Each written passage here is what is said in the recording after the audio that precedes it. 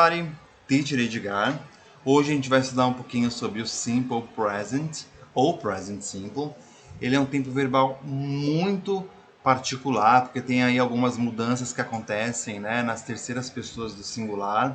E a gente vai ver aí quando usar, qual é a formação do Simple Present, né, fazer perguntas, fazer negativas. Então, pega um papel e uma caneta, atenção, foco, estudando, a gente chega lá. Então, quando usamos o Simple Present? O Simple Present ele é usado para indicar, para falar de hábitos, né, ações regulares que acontecem com uma certa frequência. Harry sometimes forgets his book. Verdades universais são aqueles fatos científicos permanentes que são de conhecimento de todos. Water freezes at 0 degrees. Fatos atuais, que são aqueles fatos imutáveis ou de longo prazo, duradouros. Né? Brazilian students have English classes. Ações futuras. Geralmente, nas ações futuras, apesar de estamos falando no presente, tem que aparecer quando que o fato, né, ou o evento irá acontecer. The teachers arrived tonight. Presente histórico. Serve para dar maior expressividade ao falar de fatos que aconteceram no passado, pois a gente está falando deles como se estivesse acontecendo agora. Também tem que aparecer aí quando que o fato aconteceu. In 1492, Christopher Columbus arrives in America. Vamos falar um pouco agora sobre a formação, né? Como que é formado o Simple Present. Primeiro vamos chegar a uma definição do que é um verbo no infinitivo. Né? Verbo no infinitivo é um verbo sem conjugação. No português usamos falar, estudar, fazer, né? Então, são verbos que não estão conjugados. E no inglês, para colocar um verbo no infinitivo, basta colocar a partícula to na frente do verbo. To study, to speak, to eat, to drink. Então, isso é um verbo no infinitivo. E a formação do Simple Present é o próprio verbo no infinitivo, só que sem a partícula to. Ok? E isso eu estou falando para as pessoas I, you, we, they. Para as terceiras pessoas, a gente usa o verbo no infinitivo sem a partícula to, só aí na maioria das vezes a gente acrescenta um S ao final do verbo. Esse S indica que o verbo está conjugado já no Simple Present na terceira pessoa do singular. As terceiras pessoas do singular são he, she, it. Né? Então, na maioria dos casos, a gente acrescenta um S no final. Vamos ver ali o exemplo. I love apples. Então, ali está na primeira pessoa, I, né, o sujeito, o verbo love, ele não está no infinitivo, porque não tem a partícula to, então ele está conjugado. E depois o restante da frase, I love apples. Nas terceiras pessoas, como eu disse, aí a gente acrescenta o S ao final do verbo. She loves apples. She loves apples. Pode acontecer também de não vir o pronome, vir o nome, né, de alguém. Então, Jane loves apples. Entende-se como terceira pessoa do singular alguém que não está participando da nossa conversa. Estamos conversando eu e você, e eu estou falando de alguém que não está na conversa. Então, nesses casos, a gente acrescenta um S ao final do verbo, nas terceiras pessoas do singular. Nos restantes, então, é só usar o verbo no infinitivo sem a partícula to. É claro que existem algumas outras exceções, né? Eu disse na maioria das vezes acrescentamos um S. Mas, nesses casos que eu vou citar agora, a gente não acrescenta só um S. Acrescentamos ES ao final do verbo. São nos casos dos verbos terminados em S, SH, CH, X, Z e O.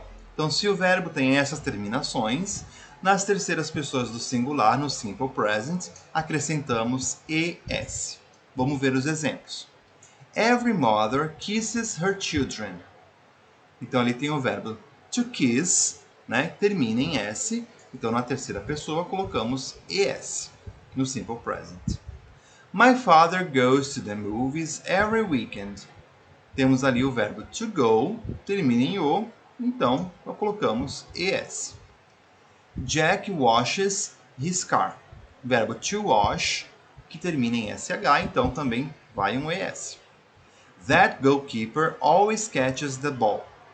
Então o verbo to catch termina em CH, também leva ES no final. She fixes computers. Então ali nós temos o verbo to fix, que termina em X, também leva o ES. The phone buzzes all day. Então tem ali o verbo to buzz, termina em S, também quando usamos em terceira pessoa no Simple Present, leva um ES no final. Existe uma outra peculiaridade nos verbos terminados em Y. Se o verbo terminar em Y e antes do Y vier uma vogal, ele vai entrar na regra geral lá do S. Ok? A gente acrescenta um S e ponto. She pays the bill with credit card. Então tem ali o verbo to pay, né? Pay termina em Y e antes vem um A, uma vogal. Então nesse caso ele entra na regra geral do S. Mas, se o verbo terminar em Y e antes for uma consoante, a gente tira o Y e acrescenta um IES. Então, ali, exemplo. The baby cries a lot during the night. Então, tem ali o verbo to cry, né? Cry termina em Y e antes vem o R, né? Que é uma consoante. Nesse caso, tiramos o Y e acrescentamos o IES. Uma outra atenção que nós temos que ter também é com o verbo to have, que é o verbo ter, né, em português. O verbo to have, ele é o único verbo que no Simple Present, na terceira pessoa, ele tem a sua forma própria. A gente não vai acrescentar S, não vai colocar ES nem IES, né? Até porque não existe haves, né? Ele tem a sua forma própria na terceira pessoa, que é o has. Então, se eu falo you have, na terceira pessoa fica she has, ok? Então, tem ali o exemplo. You have a car and she has a bike. Então, aí mais uma coisa para você anotar. Verbo to have, na terceira pessoa usamos has no Simple Present. Para formular perguntas, a gente usa dois auxiliares, né? O do e o does. Usamos o do quando eu faço perguntas usando I, you, we, they.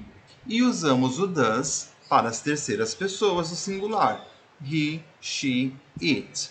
E o auxiliar does, ou o do ou does, no caso das perguntas, sempre vai iniciar a pergunta, caso seja uma pergunta de resposta sim ou não. Né? Então, ele sempre vai iniciar a pergunta. Do you like to travel? Does he like to travel? Então, nesse caso, é uma pergunta de resposta sim ou não, né? E a gente sempre inicia a pergunta com o auxiliar. Percebam que o verbo, no caso o verbo principal que é like, o verbo não está conjugado, ok? Quando usamos na terceira pessoa, né? Quando usamos o auxiliar does,